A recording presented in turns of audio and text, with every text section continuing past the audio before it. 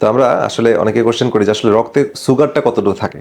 চিনি খাচ্ছি বা চিনি দুই রকমের, একটা হচ্ছে সরাসরি চিনি যেটা আমরা চিনি হিসেবে জানি, সাদা চিনি বা অন্য কালারের চিনি, আর একটা হচ্ছে হিডেন চিনি যেটা হচ্ছে আমরা ভাত, রুটি, হ্যাঁ, তারপরে শর্করা জাতীয় খাবার, নুডলস, পাস্তা, দুধ, এগুলো থেকে যে গ্লুকোজটা আসে সেটা হচ্ছে হিডেন চিনি। ঠিক আছে, এই হিডেন চিনির পরিমাণটাই বেশি।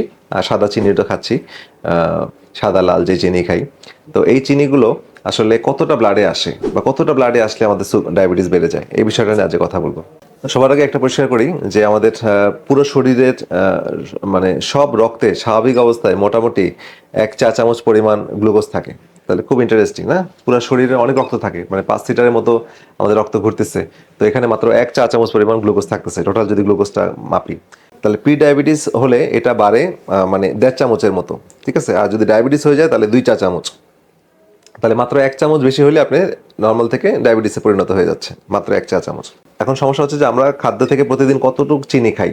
তো সরাসরি চিনি বা লুকানো স্টার্চ মিলিয়ে, আমরা লুকানো স্টার্চ বলতে ওই যে ভাত, রুটি, আলু, হ্যাঁ, যেটা বলতেছি ভাত, রুটি, আলু, noodles, biscuit, pasta, soft drinks, হ্যাঁ, তারপরে কোল্ড ড্রিঙ্কস, তারপরে বিভিন্ন জুস, ঠিক আছে, এগুলো মিলে আমাদের যেটা হয় প্রতিদিন মানুষ 50 থেকে 100 চা চামচ পর্যন্ত এই চিনি গ্রহণ করি আমরা। ঠিক আছে, আমরা মানুষরা। তো এখন প্রশ্ন আসে, এত চিনি খাচ্ছি, রক্তে গ্লুকোজ মানে রক্তে তো মানে অনেক বেশি সুগার থাকার কথা, তাহলে দেখা যাচ্ছে রক্তে মাত্র 2 থেকে 3 চা চামচ চিনি আছে। তাহলে এটা আসলে কিভাবে মেনটেন হয়? এটার জন্য একটা ভ্যাকুয়াম ক্লিনার আছে। এই ক্লিনারটার নাম হচ্ছে ইনসুলিন হরমোন।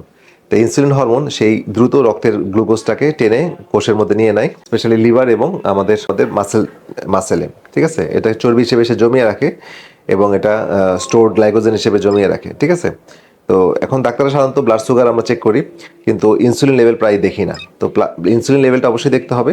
আপনি যদি অনেক বেশি কার্ব বা চিনি খান তাহলে ইনসুলিন কিন্তু আপনার ব্লাডে অনেক বেশি থাকবে।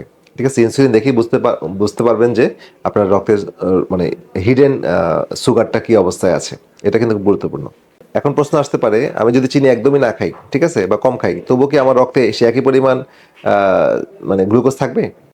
উত্তর হচ্ছে হ্যাঁ, কারণ আমাদের শরীর বেঁচে থাকার জন্য সামান্য গ্লুকোজ দরকার, এবং লিভার তখন নিজেই গ্লুকোজ তৈরি করে। হ্যাঁ, লিভার প্রোটিন থেকে তৈরি করে, ফ্যাট থেকে তৈরি করে, অন্যান্য সোর্স থেকে তৈরি করে। মানে আমাদের আলাদা করে চিনি খাওয়ার দরকার নেই।